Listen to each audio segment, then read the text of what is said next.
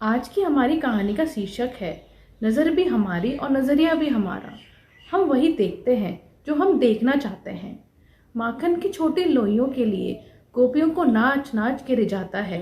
यह वही कान्हा है जो राम के रूप में शबरी के झूठे बेर स्वाद ले लेकर खाता है।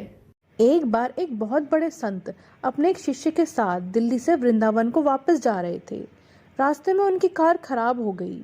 वहीं पास में एक ढाबा था।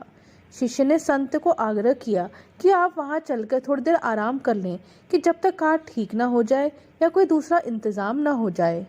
ढाबे के मालिक ने जब देखा कि इतने बड़े संत उसके ढाबे पर आए हैं तो उसने जल्दी जल्दी शुद्ध सात्विक भोजन तैयार करवाया और संत जी से आग्रह किया कि कृपया कर आप भोजन ग्रहण करें।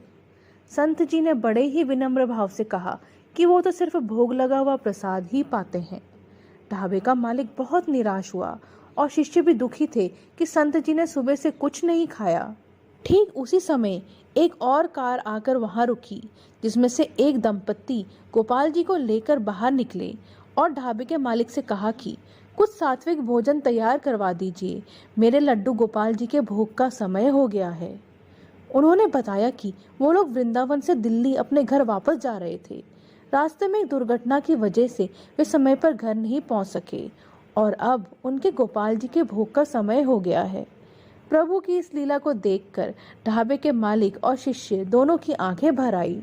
संत जी के लिए बनाया हुआ भोजन गोपाल जी को भोग लगाया गया। फिर वो प्रसाद संत जी के पास ले गए। संत जी ने जब सारी बात सुनी तो वो दौड़कर गोपाल जी के पास आ गए और उनको दंडवत प्रणाम करा। संत जी के आंसू तो रुकने का नाम ही नहीं ले रहे थे।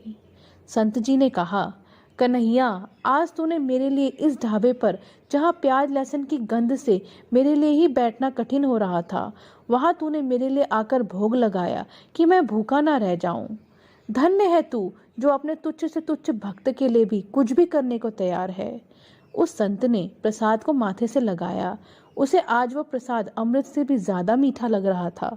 दूसरी तरफ ढाबे वाला सोच रहा था, धन्य है तू सांवरे, मैं तो सिर्फ घर पर तुझे कभी कभी कुछ मीठा ले जाकर लगा देता हूँ, वो भी अपनी पत्नी के कहने पर, और तू मेरी इच्छा पूरी करने के लिए खुद ही चलकर यहाँ आ गया। तेरी कृपा और करुणा का कोई पार नहीं है कान्हा। उसी ढाबे पर धर्म के कुछ ज्ञानी लोग भी बैठे थे, जो गोपाल जी की कृपा, उनके सुंदर रूप और उन दंपत्ति के गोपाल जी के प्रति प्रेम को तो नहीं देख पा रहे थे, बल्कि उस दंपत्ति के गोपाल जी को साथ ले जाकर घूमने की और ऐसी जगह बैठकर भोग लगाने की निंदा कर रहे थे जहां बगल में सलाद की प्लेट में प्याज भी रखा हुआ था। तभी तो कहते हैं, नजर भी हमारी, नजरिया भी हमारा है। हम देखते वही हैं जो हमारा मन देखना चाहता है।